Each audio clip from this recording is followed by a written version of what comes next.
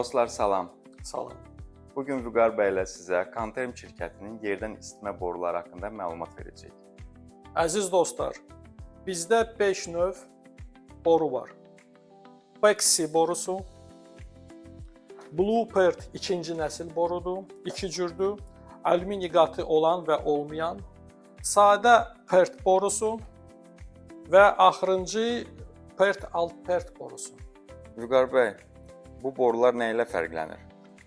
Bu borular iş təzyiqi ilə və temperaturu ilə fərqlənir. Vüqar bəy, fərdi sistemlərdə hansı borular istifadə oluna bilər?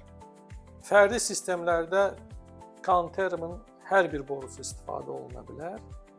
Mərkəzi sistemdə harda temperatur, bir də təzyiq yüksəkdirsə, biz məsləhət görürük Pexi borusunu, bir də Bluepert ikinci nəsil borunu istifadə eləmək.